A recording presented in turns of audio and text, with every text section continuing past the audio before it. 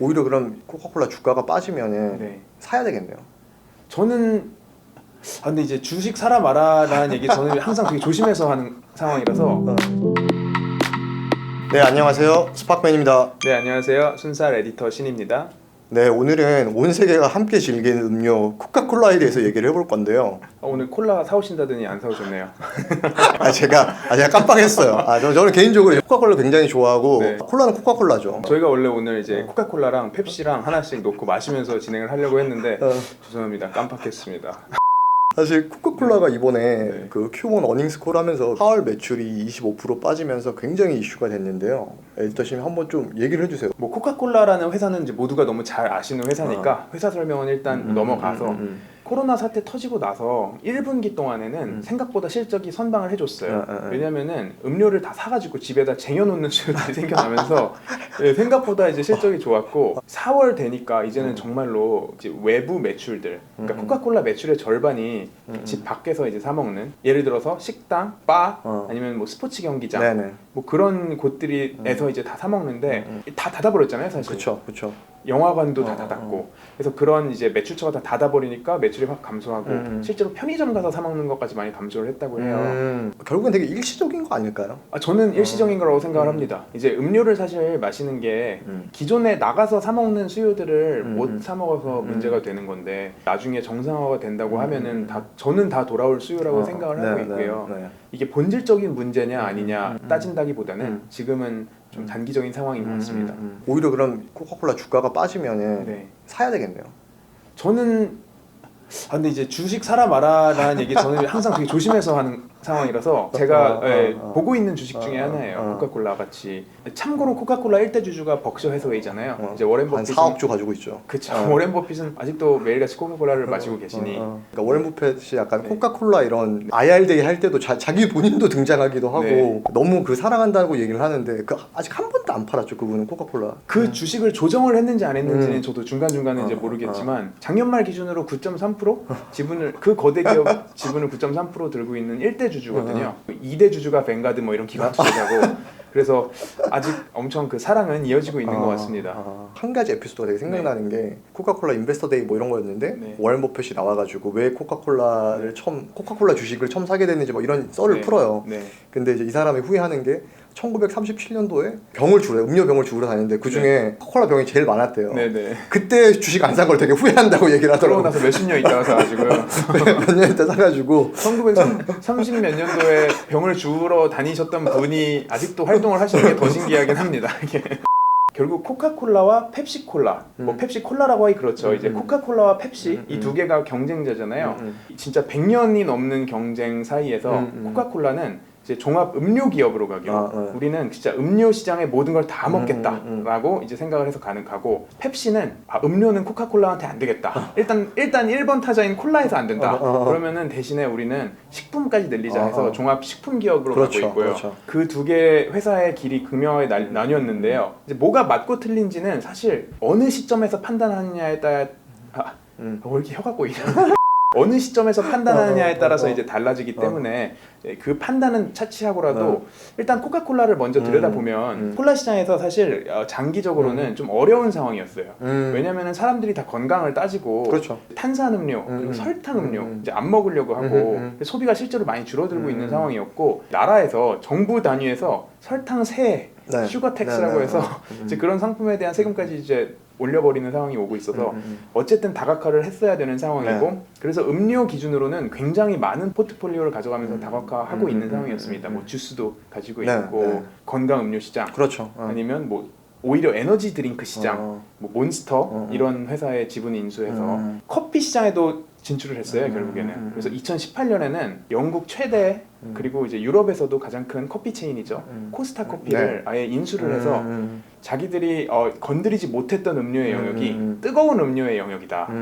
그리고 오프라인에서 이렇게 프랜차이즈를 또 하진 않았잖아요. 코카콜라가 두 마리 토끼를 한꺼번에 다 잡겠다라는 이제 컨셉으로 코스타 커피에 뛰어들어서 이제 그쪽 음료 시장으로까지 확대를 엄청나게 해 놓은 상황이고요. 코카콜라가 되게 우직한 기업인 것 같아요. 그러니까 나는 이 버티컬에서 A부터 Z까지 다 하겠다. 인간이 마시는 건 우린 다 프로듀스 하겠다 이러면서 사실은 생수부터 커피까지 안 하는 게 없잖아요. 그 사이에 그쵸. 마실 수 있는 모든 건 다 하잖아요. 거의. 그쵸. 마실 수 있는 건 진짜 다 갖고 있다고 보시면 되고, 근데 이제 아무래도 음료 시장이 점점 커지다 보니까 코카콜라나 펩시 같은 그 기존의 전통적인 대형 회사가 갖고 있지 못한 영역에서도 계속해서 브랜드들이 생겨나는데 그런 건 이제 계속 인수를 합니다. 이런 회사들이. 그러니까 이건 코카콜라 아니고 경쟁자 펩시 얘기였는데 펩시 CEO가 지난 뭐 어닝스콜인가 거기 나와서 얘기했던 게 지금 새롭게 생각하는 좀 획기적인 전략이 뭐세요? 그러니까 마운틴 듀 제로가 나올 거다. 약간 이런 그걸 푸시를 할 거다. 막 이런 얘기하는 거예요. 근데 사실 굉장한 전략입니다. 여기는 뭐 만들면은 뭐 1억 캔 막 이렇게 팔아버려야 되는 거기 때문에 코카콜라도 실제로 설탕 없는 음료에 대한 수요가 많아지니까 기존에 제로 코크 있었잖아요. 다이어트 코크도 있고. 근데 그건 콜라랑 맛이 다르잖아요. 그래서 콜라랑 맛은 비슷한데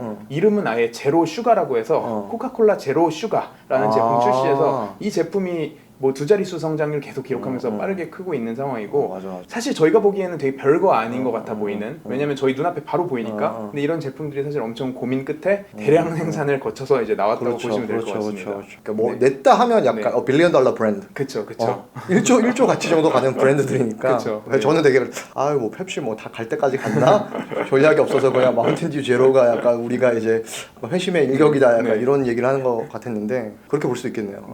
방금 펩시 말씀하셨으니까 펩시 얘기도 잠깐 드리면 이제 매출 절반 이상이 이젠 아예 식품에서 나와요. 뭐 시리얼 같은 아니면은 뭐 건강식품 이런 영역에서 많이 나오고 있고 근데 물론 그 와중에도 음료 브랜드를 계속 인수를 해서 코카콜라랑 각 음료에서 경쟁을 하고 있긴 합니다. 콜라끼리 붙는 건 이제 당연한 거고 뭐 예를 들어 주스에서 코카콜라가 미닌메이드 주스 참고로 코로나 터진 다음에 사람들이 출근을 못하니까 집에서 이제 아침밥 먹으면서 주스 마시는 수요가 늘어서 미닌메이드 매출은 늘었다 그래요. 네, 그리고 코카콜라가 미닌메이드 가지고 있는 것처럼 펩시가 트로피카나 이런 주스로 경쟁하고 또 아까 말씀드린 에너지 드링크는 코카콜라가 몬스터 지분을 인수를 해서 뛰어들고 실제 자기 자체 브랜드까지 내려고 하고 있는 이제 이런 상황이고 펩시도 대항마로 락스타라고 이거는 3등이에요. 1등이 레드불, 2등이 몬스터, 3등이 락스타인데 락스타를 아예 저번 달, 저저번 달에 인수를 해서 포트폴리오 간 경쟁은 계속 이어는 지고 있습니다. 게토레이드 또 파워에이드 또 그쵸, 맞습니다. 스포츠 드링크에서도 정말 진짜 양강구도를 계속 이어나가는 것 같아요. 근데 펩시 얘기 조금 더 하면은 이런 식품 전략을 짠 게 인드라 누이 CEO 아니었나요? 근데 그 CEO가 사실 2년 전쯤에 은퇴를 했죠.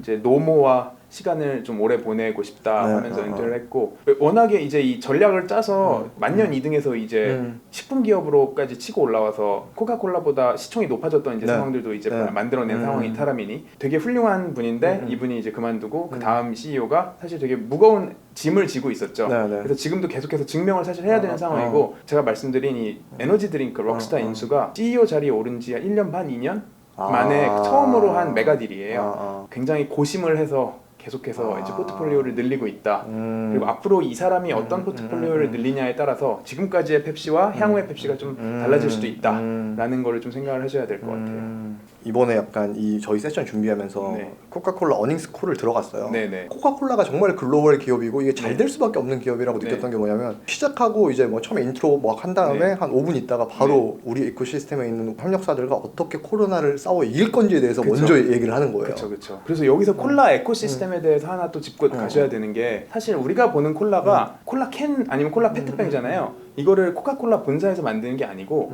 코카콜라는 철저히 원액 생산이랑 브랜딩하는 회사랑 이제 그게 본사입니다. 코카콜라. 그리고 포장, 그 다음에 유통하는 회사 완전히 나뉘어 있습니다. 그래서 코카콜라 기준으로는 코카콜라 컴퍼니랑 코카콜라 보틀링이라고 해서 나눠져 있고 펩시도 똑같은 구조예요. 처음에 만든 사람이 되게 프랜차이즈 같은 구조들을 만들어 놓은 거죠. 각 나라별로 우리가 원액 생산해서 보내면 너네가 패키징해서 유통해서 팔아라. 그래서 결국에 유통 판매 판권까지는 이제 코카콜라가 직접 뭐 가져가지는 않는 상황이고 예를 들어서 우리나라 같은 경우는 코카콜라는 LG 생건이 지금 하고 있죠. LG 생건이 실제로 제조, 판매하고 있어서 유통 대리점까지 다 직접 컨택하는 거고 펩시는 롯데칠성이 하고 있고요. 그래서 뭐 한국 기준으로만 살짝 하나만 더 말씀드리면은 우리가 식당 가면은 사실 코카콜라보다 펩시가 더 많잖아요. 근데 이제 뭐 그런 이유들이 왜 그러냐면 펩시는 조금 더 저가 전략을 써서 이제 이 대리점들을 확 잡는 거예요. 그래서 우리가 싸게 많이 공급해주겠다.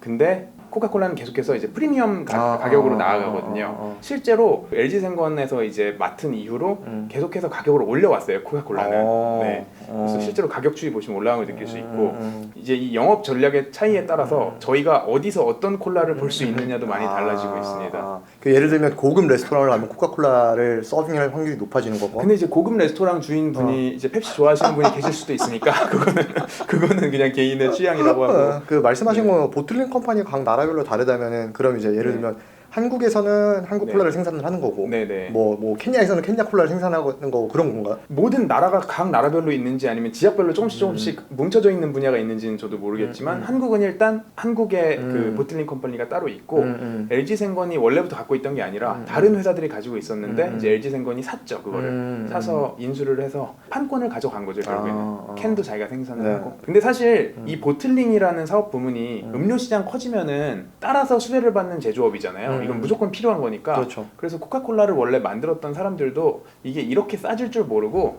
일단은 프랜차이즈, 그러니까 내 원액을 팔아줄 사람을 많이 모집을 해야 되니까 그 최대한 자기도 비용을 줄이려고 1달러에 매각을 했다 그래요. 이 보틀링 권한을. 정말요? 대신에 얘네들이 이거를 가져가서 팔아주면은 나는 돈을 버는 거니까. 근데 어쨌든 이 시장이 커지고 나서 약간 좀 아쉬워했다는 그런 얘기도 있습니다. 근데 너무 아쉽겠다. 근데 또 이거를 다 갖고 하면은 사실 이 본진에 집중 못 할 테니까 자기들은 그렇게 확장을 못 할 수도 있었겠네요. 그렇죠. 그래서 뭐 이거는 다 그냥 욕심인 것 같습니다. 오늘 또 이제 전 인류가 사랑하는 이제 두 가지 음료 회사에 대해서 얘기를 해봤는데요. 다음 시간에는 좀 더 알차고 재밌는 토픽으로 또 찾아뵙겠습니다. 감사합니다. 감사합니다. 자본주의 어떻게 보면 되게 심볼이잖아요. 그쵸. 저희가 어렸을 때마다 약간 코카콜라를 먹는다는 게 진짜 그런 게 있었던 것 같아요. 뭔가 내가 미국 자본주의의 일원이 되는구나. 저는 사실 어렸을 때 집에서 콜라를 안 사줘서 설탕물을 되게 싫어하니까 90년대에 그때 제가 기억이 안 나요. 세븐일레븐이었는지 LG25C였는지 LG25C가 지금 GS25 맞죠? GS25. 둘 중에 하나에서 그 빅걸프라는 걸 팔았었어요. 혹시 기억나요? 기억나.